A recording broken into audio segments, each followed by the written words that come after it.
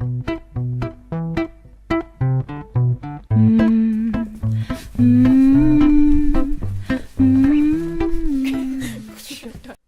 are Chemo to go, please. My name is Rie. And I'm Isabel, and this film is to present to you our project, which is more specifically about acute leukemia patients, which now can take their chemo to go. To get started, we needed to frame the project. And this was done in collaboration with Katrine Fritjof, who's the woman behind home chemotherapy. And Peter Aagaard, which is the man and the mind behind Idériget. Har patienterne brug for at blive skærmet af? Er der behov for den herinde? We got a room. We got a home chemotherapy room. We needed to involve patients and staff in our research. So we needed to stage ourselves and make ourselves present. We actually really jumped into it, huh? Yeah, literally.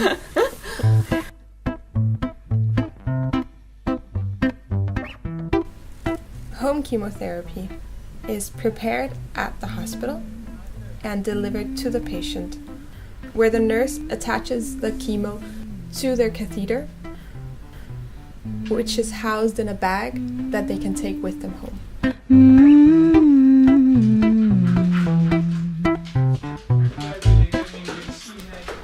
We needed the staff and the patients to get involved with us, and we used quite an old trick, which was a way for us to involve them in our methods. But another thing that did was that we actually got a little bit closer to the patients and the staff, and also just in a way manifested our presence there. Which made us part of the herd at the end. Yeah, it actually did. Så skal du sove der, og så skal du ind igen. Ja, så møder jeg klokken 23.15. Hold da op, det er sejt. As co-designers, we use a lot of different methods. To start with, just to get an understanding of our field, we used observations. Det er alligevel vigtigt. Stadigvæk en del af dosiseringen, ikke? Ja. Altså, og 4 ml, der kan alligevel være ret mange milligram. And also to understand the culture and the whole service journey around this treatment.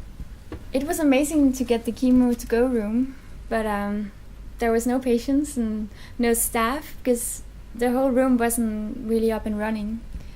So we really needed to find out how will it be to be treated as a patient and treat as a nurse in this room. We wanted to create a space where we could enact future scenarios. So we asked the nurses to come and embody the treatment where they played different roles. Så hvis du bare kommer ind og sætter dig over i stolen, og Katrine, så har du også en plads. Tak skal du have. Og så synes jeg, vi skal veje dig og ligesom måske give dig sådan en, hvor du selv kan skrive på, hvad det er, du egentlig får spist i løbet af sådan døgnet. Så kan man godt selv lære at gøre det der. Ja. Kommer obstacle 2 så, fordi det er simpelthen så træt, som det er der.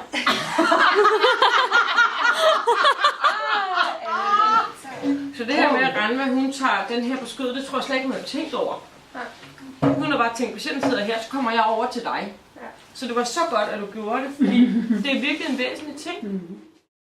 These future scenarios awakened a lot of ideas in us, but we also felt that there was constraints in the room, so we wanted to just remove everything and build up a blank canvas or a room where All the possibilities were open. So we opened the room up and we covered it in cardboard. Yeah. I guess the first thing that we experienced enacting the treatment was that not all the equipment was in the room. They really have to run a lot better than for us. So that was like number one. What do we need in the room? What medicaments do we need? Så skal vi bruge de store spritswaps og de små spritswaps. Så skal vi have heparin. Propper. Fint kvadratisk. Så kunne man have pumpen her.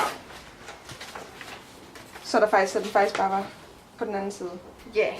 Så der skal være til pumpe, der skal være til kemovæske, og der skal være til din blodprøverne og åbne, altså til bakken. Til bakken. Det er jo forskelligt, hvad vi bruger, der skal til blodprøverne. Ja. We had gathered so much information that it was like the coherency at this point wasn't really there. We really need to find a way to connect all the dots. We wanted to move all this information and our stakeholders out of the hospital to new settings to just give another perspective and maybe even open up the dialogue. Det her med, at vi har været her, vi har lavet rummet om til noget helt andet, end det startede med. Og da vi udbyggede Designcenteret også, var det også en god inspiration at komme ud af rammerne, fordi så kunne vi tænke noget andet, at man kunne ligesom sådan huske tilbage på det, vi kom fra. Hvad er det så, vi gerne vil? Man var ikke så låst af rummet, tror jeg. So the workshop was with patients, relatives, staff, and what they actually did was to travel the actual service journey together with us. We expected from the workshop to be a place where we could close doors, but it actually opened a lot of doors. We kind of mapped all these possible solutions in a way. And as co-designer, I think we're quite lucky because we can actually, make this overview, and maybe next project we can dig into one of them only, but at this point I felt like we need to make the map of all the possible solutions in a way. Altså, vi er jo slet ikke vant til den der kreative proces. Vores verden er rigtig meget sort-hvid. Så det har været rigtig godt at, ligesom at kunne gå lidt ud af den boks og få lov til ligesom at prøve at arbejde kreativt. Og I har fået os til at tænke.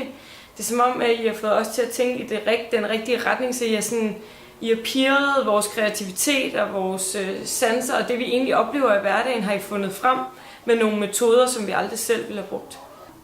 Det her fokus, der er sat på patientens vej gennem systemet, og hvad det er for nogle ting, man egentlig kan være nødt til at tage stilling til undervejs. Den her fine cirkel, jeg har lavet, den har været rigtig betydningsfuld, synes jeg, for mig lige at se. Fordi det er jo det, vi leverer. Altså det er det, der patienten er en del af undervejs. Det har gjort det meget tydeligt, hvad det er egentlig, vi har med at gøre. Så er det sådan set lige meget, om stolen er hård eller blød eller blå. Og jeg tror bare, at jeg er blevet meget overrasket over, hvor meget patienterne observerer i både den psykiske del og i den fysiske del. Så klart er patientens ressource og stemme.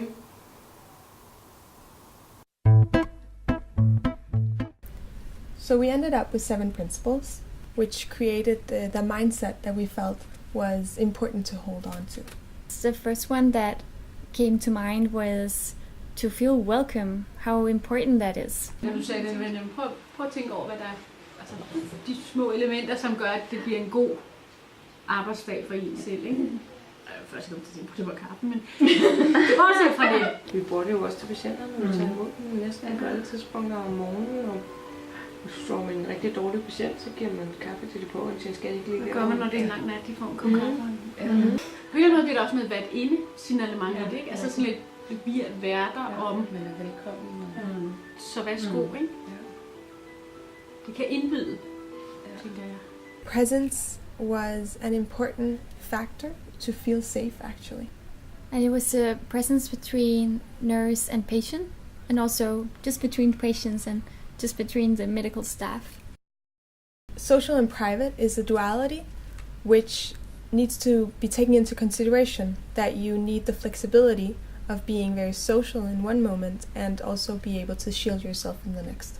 Personal treatment is a need for the patients to take an active role in their treatment. That's why we choose it as an aspect of the working procedure for both medical staff and patients. Jeg spurgte mig, hvis jeg vil tage blodprøver.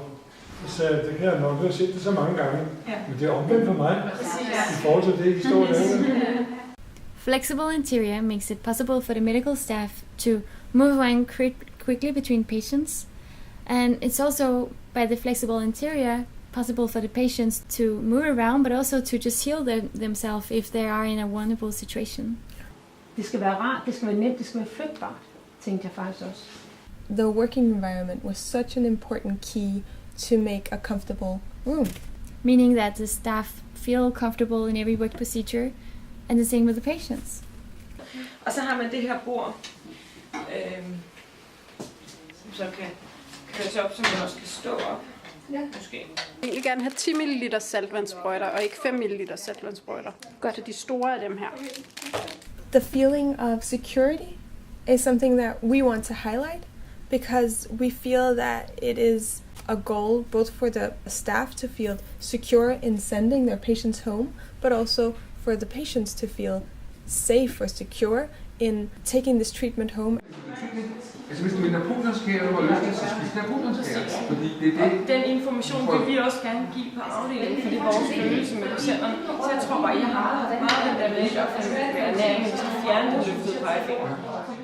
Jeg tror hele det her med at høre patientens stemme, hvor meget det fylder, og hvor meget vi skal bruge det meget mere i vores planlægning og opsætning af alle mulige projekter. Hvad de tænker, hvor forkert vi nogle gange forestiller os, at deres liv er og deres livssituation i et behandlingsforløb kan være vidt forskellig fra den tanke, vi har til det, de selv oplever. Og hvor meget fysiske omgivelser kan være lige meget, hvis den psykiske velvære ikke findes. At this point, we had so many different insights that we have sewed together as a one coherent service journey. And this was all combined in a design guide. We presented these 7 principles and 20 different solutions and possibilities for the medical staff. Vi skal fortsætte med det her med at gøre det separat og så brugbart som overhovedet muligt. Det her med, hvor færdigt kan I gøre det, sådan så det kan blive praksis meget hurtigt. Og så tror jeg, at I skal tænke meget med den her sundhedskasket på, sådan, hvad er det, hvordan vil det her fungere i det her system? Ja, det er så godt. Jeg er vild med det her skab. Man kan sige, kombinationen af teknologi og redesignede processer, som jo er en af det, der driver det hele, og som gør, at patienterne kan være trygge og sikre til at træde lidt i baggrunden, og nu er det virkelig en oplevelse af et sammenhængende forløb.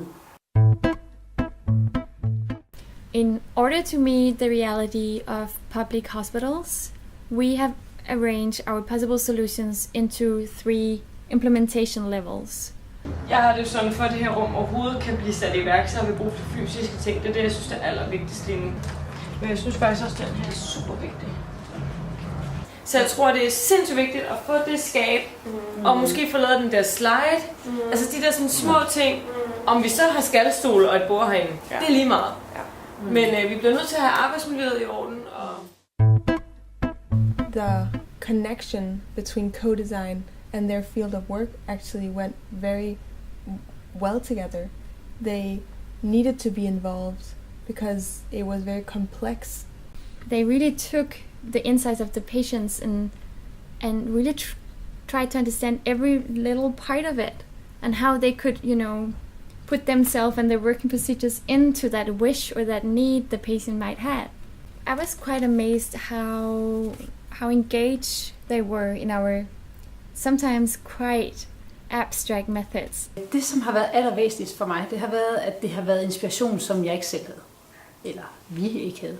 Og det har givet rigtig meget nytænkning for os. Det har inspireret os til at turde være lidt modige og blive sat i stand til at tænke nye veje. Og det har faktisk været rigtig sjovt. Jeg synes faktisk, der har været en god rød tråd i det undervejs. Jeg synes, det har udfyldt et kæmpe hul, der har været i mange projekter og processer. Dels på vores afdeling lokalt, men også i sådan hele sundhedssystemet. Det med at få nogle parter ind, som har forstand på noget, som vi ikke har forstand på.